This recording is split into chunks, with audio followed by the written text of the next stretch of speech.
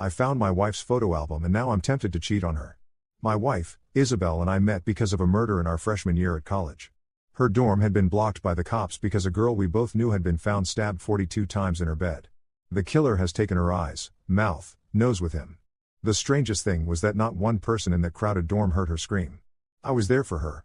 When the police announced they were trying to search for the killer but had no leads, he struck again a few towns over, exact same mo and then again a town over. From there the press began to call him the college butcher. Isabel spent more time at my room after that.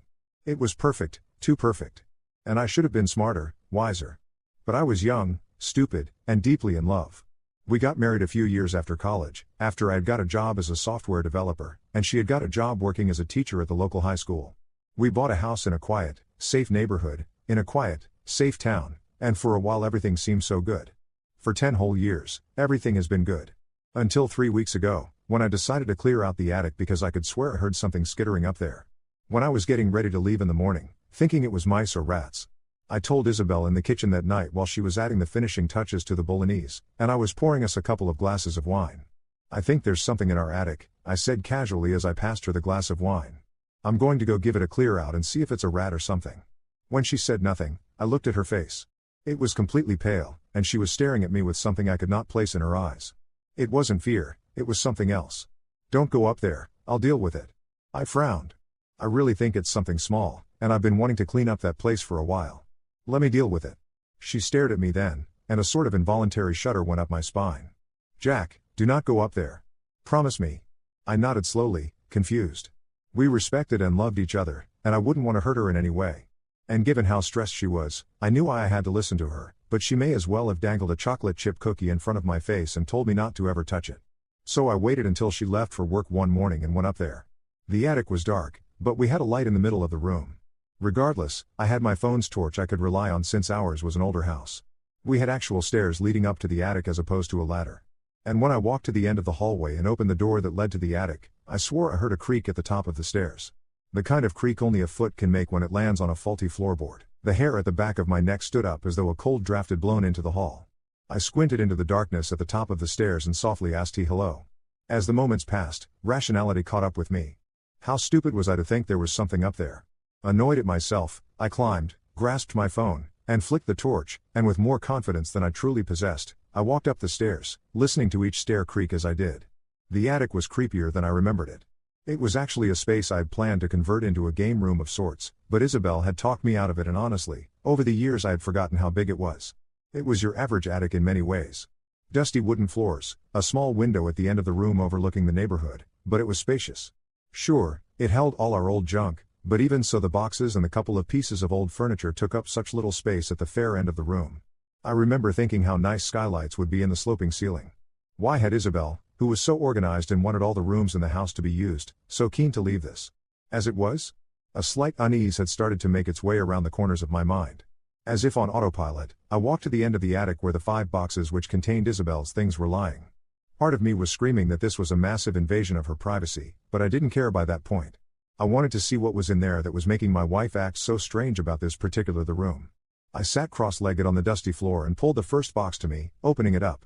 The first box was just some old clothes that she had kept for sentimental value. When I reached the third box, something in me hesitated. I think a part of me knew that my life was going to change after I opened this box. Carefully, I unsealed the box and looked inside, and a sigh of relief overcame me. It was just framed photographs and a photo album. I smiled and lifted the first one, Isabel and her sisters laughing as children at her 4th birthday. Some were of her parents and others of us. Then something struck me. Why hadn't she put these photos up downstairs? That weird chill was back. The box only held the large brown leather photo album now, and my heart racing. I opened it to its first page.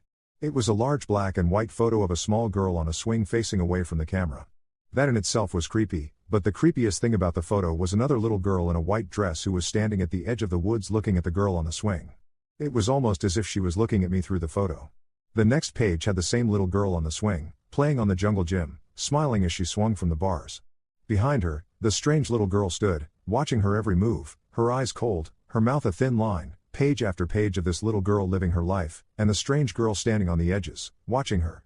As the girl grew up, I recognized her to be Isabel, and the girl watching her looked like her, the darker, angrier version of her. I swallowed hard, watching my wife's doppelganger grow closer, seeing photos of her in my room with a shadow of herself. Watching her. My vision swam and I felt sick. Snapping the album shut, I wedged it under my arm and fled the attic, taking the stairs 2 steps at a time, down from the attic. As I closed the door and leaned my head against it. It took a slow, shuddering breath. What the fuck was going on that evening? I waited for my wife to come home at the kitchen table, nursing my strongest whiskey in my hand as she walked in through the kitchen door. "Hi, hon." She greeted me with a kiss and dumping the shopping bags full of groceries on the table. "How was your day?" I paused and slowly cleared my throat.